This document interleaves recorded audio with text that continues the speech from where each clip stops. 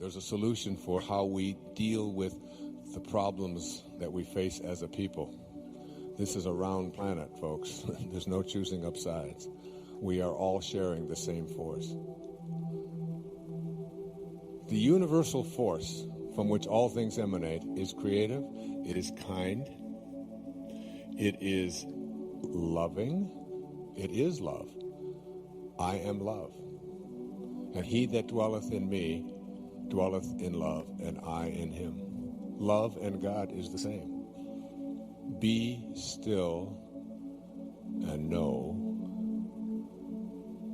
Be still and know that I am God. It's a stillness and it is love. God is love. He that dwelleth in love dwelleth in me.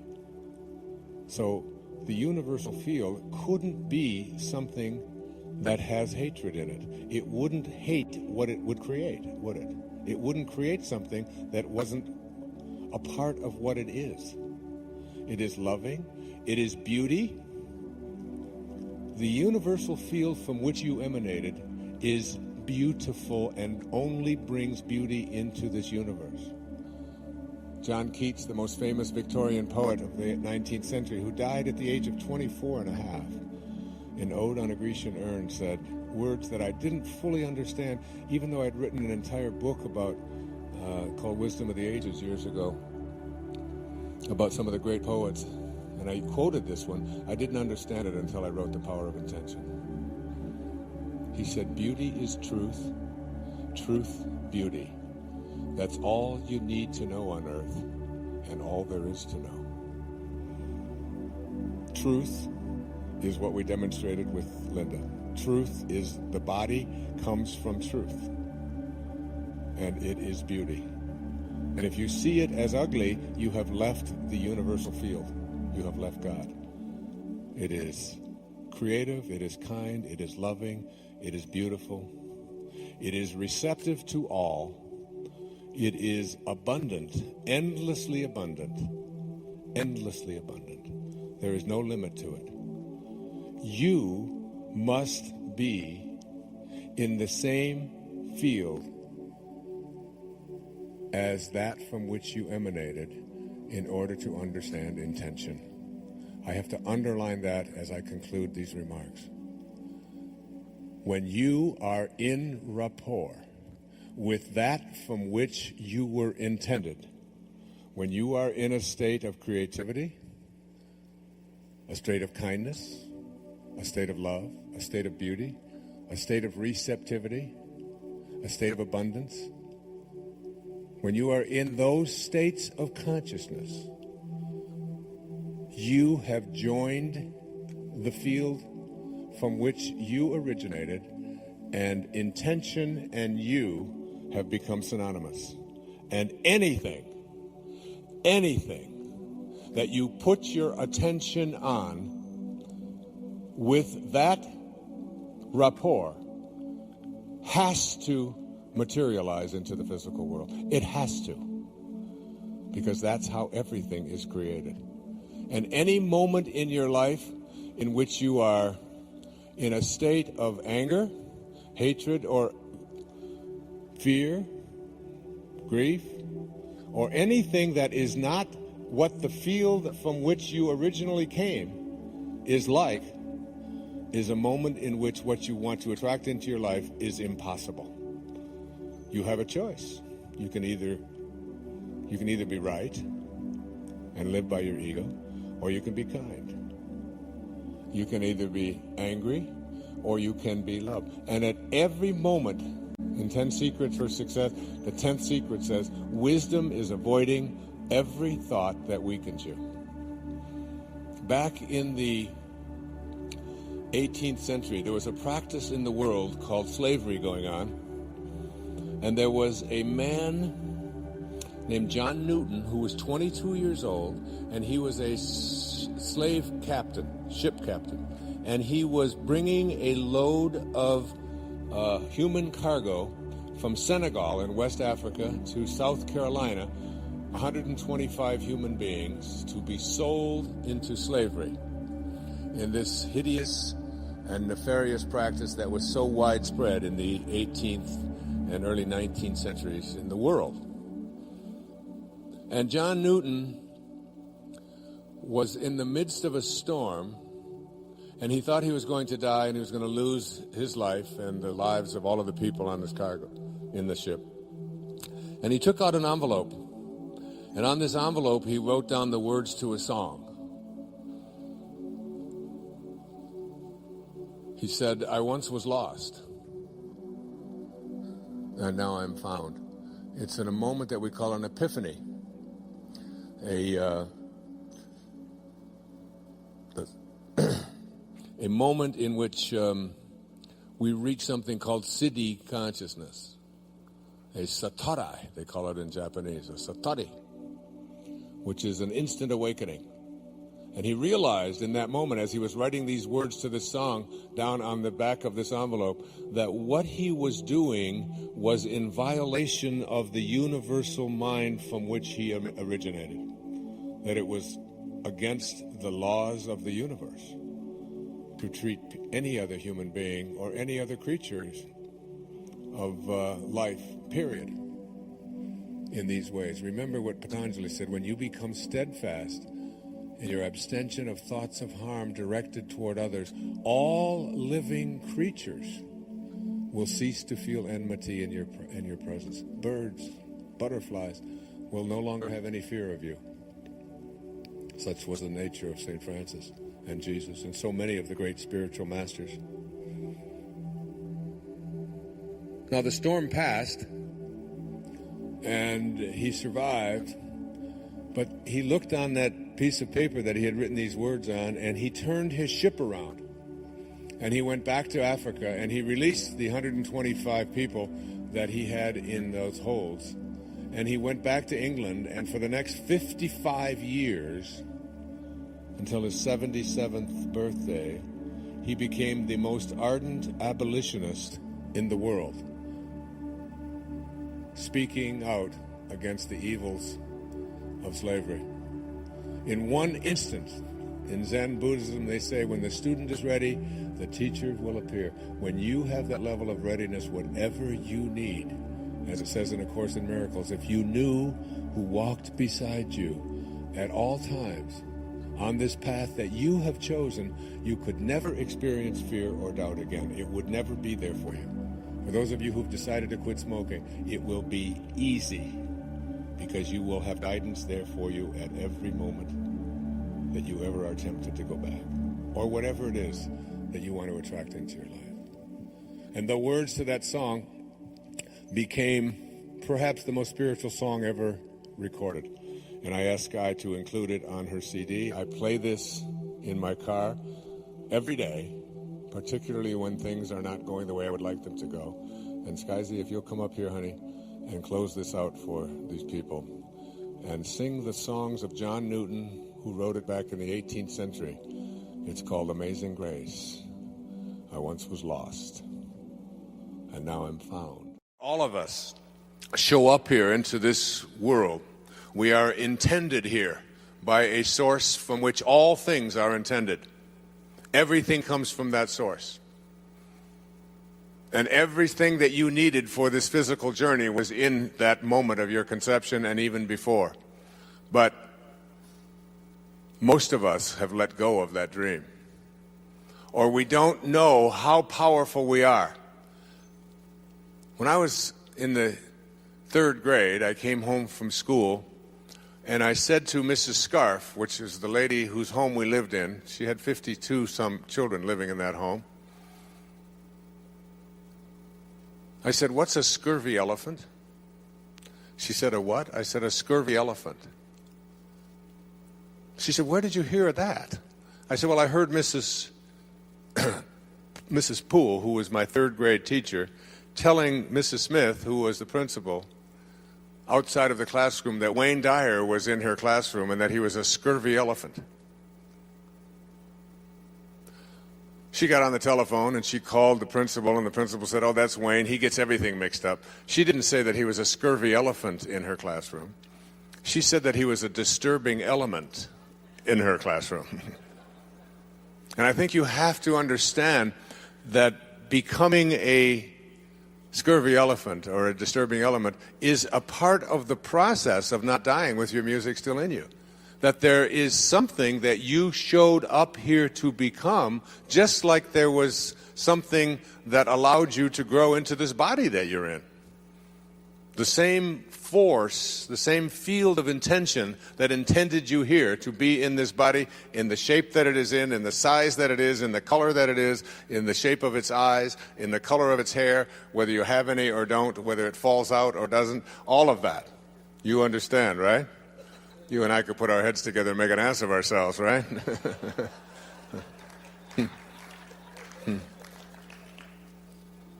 It was all intended here.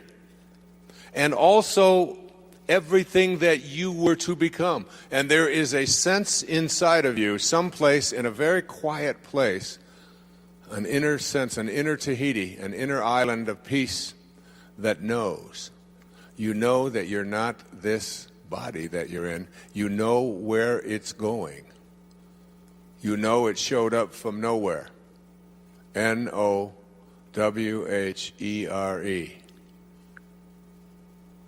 And when it went from nowhere, it showed up in now here. Nowhere. It's all the same, just a little question of spacing. So now you're in now here, most of you. And you look around and you look at yourself and you watch your body go through its motions, and where the hell do you think it's going? Back to nowhere. From nowhere to now here to nowhere. But while it's here, there is something burning inside every one of us. And all we have to do is understand that strangest secret. And the strangest secret is we become what we think about. Our thoughts are the magic elixir. I remember being in that orphanage, and a snowstorm would come, and there were 2 snow shovels in the basement of that house. And I took that snow shovel that was downstairs. There were 2. One had the edges all curled up, and you couldn't make much money with a snow shovel with edges that were curled up. There was another bright, shiny one that Mr. Scarf had made himself. And I used to go down there when it would start snowing, and it seemed to snow a lot more in those days than it does today. And I would sleep with that snow shovel. And I would go outside at 5 o'clock in the morning, wake myself up, 5, 6 o'clock in the morning, and I would shovel everybody's walk on Tucker Street. Everybody. I didn't ask if it was okay and would you like me to and could I and maybe and so on. I just took the initiative and I went out there and shoveled their snow. And then I went back later that morning with my best little Oliver routine, because I was cute. It may not look like it now, but I was then. Cute little blonde hair, and I had little, and I would stand there, and I would just tell them that I shoveled your snow for you this morning. And sometimes I get a nickel or a dime. I even got a quarter a couple of times. Doesn't sound like much, but that's $4,000 in today's money, okay? And it wasn't like there was something in here that said, this is what you do, and you act upon what it is that you feel in here, because that thought that you have is something in the Course in Miracles that says, when I take this microphone to speak, and I'm being introduced as Gary was introducing me, I repeat a line from A Course in Miracles. And the line that I repeat says, if you knew who walked beside you at all times on this path that you have chosen, you could never experience fear or doubt again. You couldn't do it if you had a knowing that you weren't alone. If you knew it from in here with that burning desire. And it is that connection, it is the ability to go and connect to that. And what I want to move to now is, first, what are the obstacles that we have inside of us that keep us from moving into that place within us that allows us to take the snow shovel and just do it? What keeps us from doing it? And then I'd like to talk a little bit about a very powerful book that I'd like all of you to read. It's called Power versus Force. It was written by a very distinguished, brilliant man. I bring it with me to every talk that I give. And I think it's probably the most, well, it is. In fact, I said on the cover of it, let me say exactly how I said it, perhaps the most important and significant book I've read in the past 10 years. And that book and the tapes that I talk about it on, called It's Never Crowded, Along the Extra Mile, are things that I think if you practice it and take it with you, that you don't just become surprised by miracles anymore. You become someone who lives them every moment of your life. And there's absolutely no doubt about it. But before you can get to that place, and I'll try to demonstrate a little bit of it, I won't try to, I will demonstrate it for you up here. And then we'll close, and then tomorrow I'll pick up on intention and how we can make that intention our reality virtually every day. If you understand this simple premise, that we become what we think about, as it says in the Torah, as it says in the Old Testament, as a man thinketh, so is he. As a man thinketh, so is he. We are the products of our thoughts. If you get that simple little thing that I started out with and that I hammer in every book I've written and every talk I've given, every tapes I've produced, we are the product of our thoughts. And our thoughts are very, very powerful.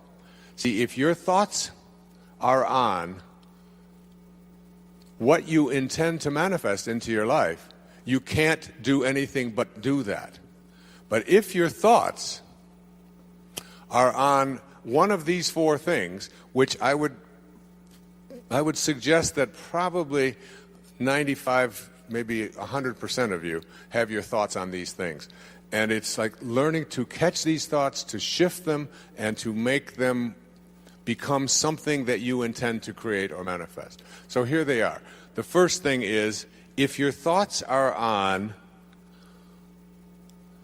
what is missing in your life, how much of your time do you spend focused on or thinking about what's missing in your life?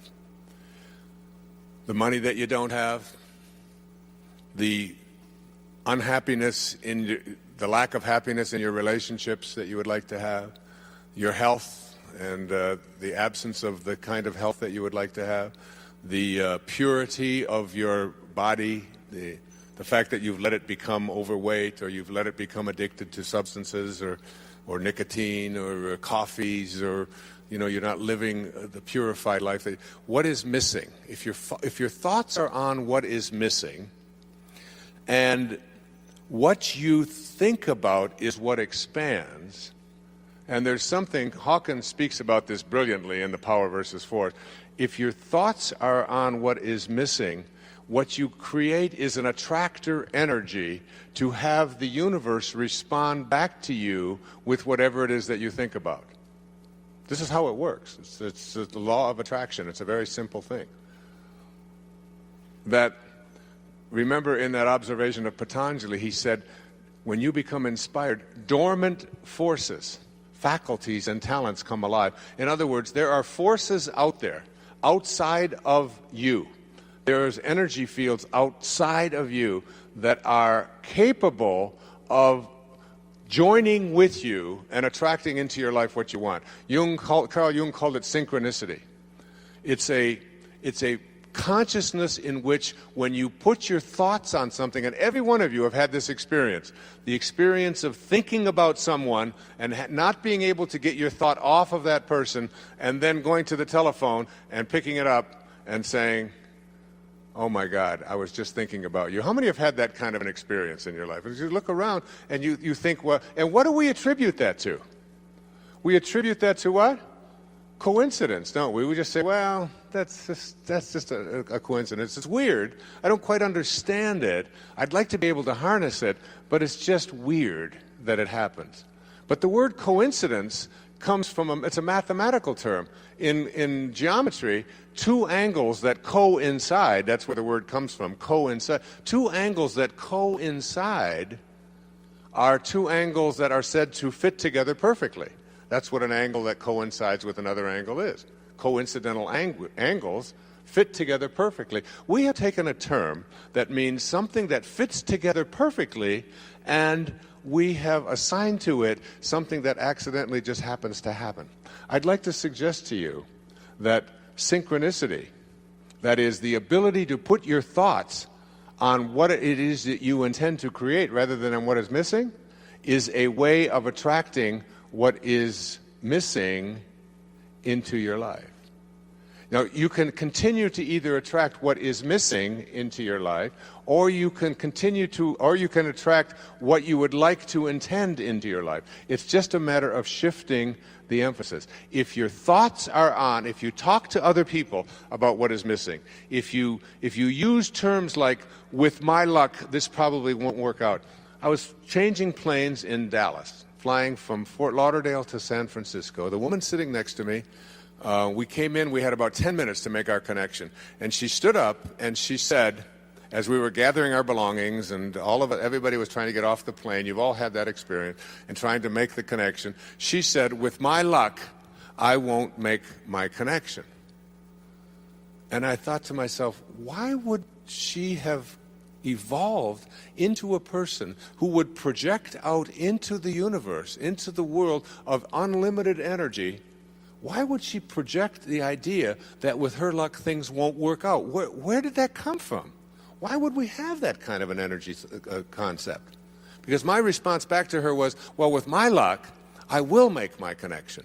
I intend to make my connection. And she said, you can't make a plane that is pulling out stop from pulling out. I said, I absolutely can.